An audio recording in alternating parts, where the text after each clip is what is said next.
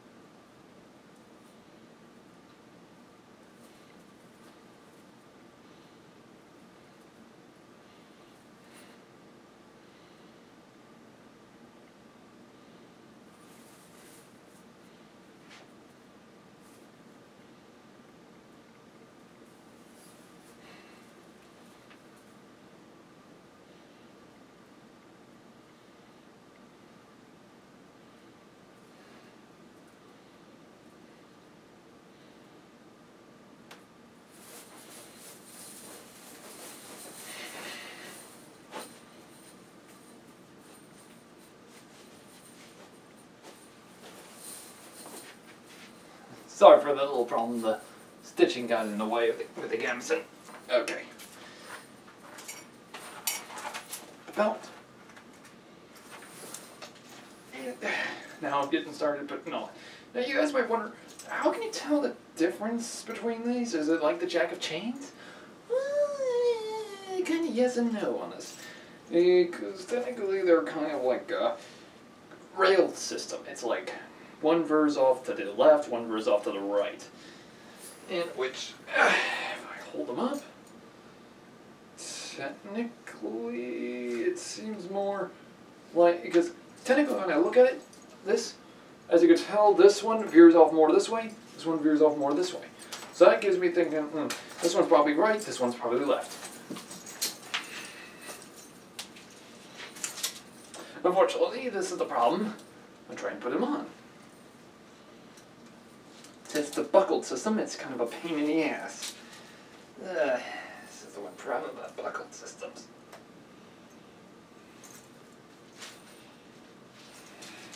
Now, you can both wear these with a gambeson or without, to be my guess, to choose which one you want.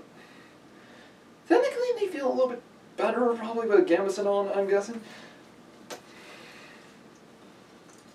Now, the ones I bought, though, do have these ones do not actually have the little levy pieces like you have on a belt that pretty much holds the strap in place. So you might as well just cut that off if you want.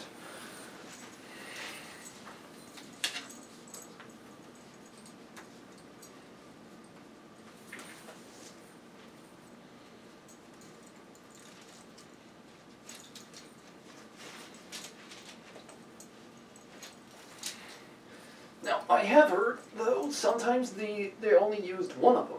For example, say if I'm, like, holding my sword, which I will soon get, and show you properly.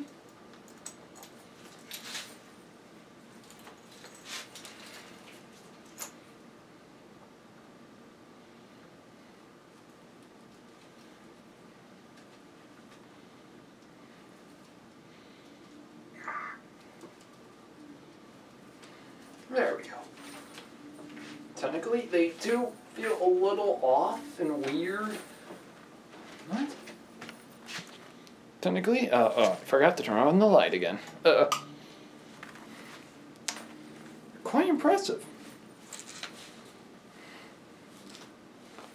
As I said, you don't need full chainmail.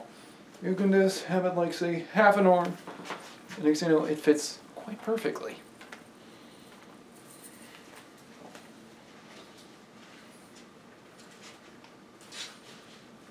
Now, as I said, say if like I'm like fighting against someone, and I have my shield in one hand,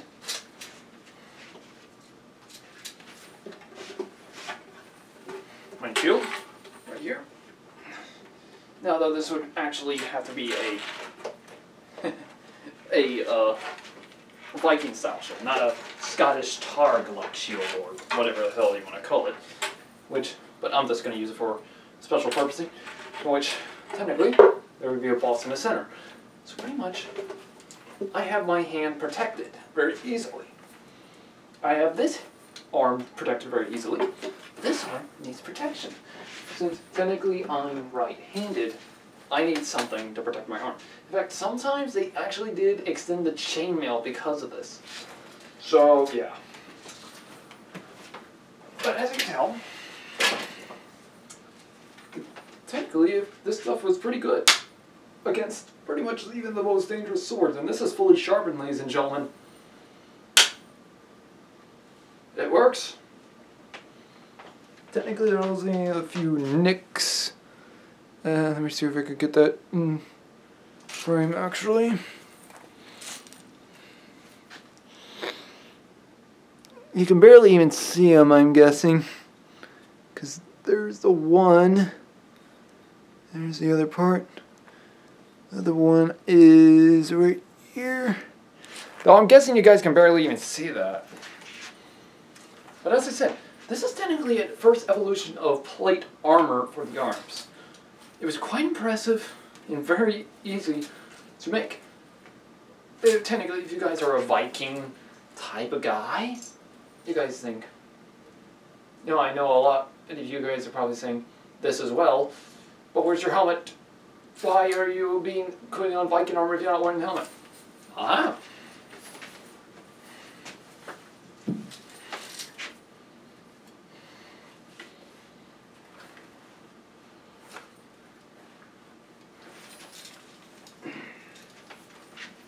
You were saying? Don't they look like real Viking now?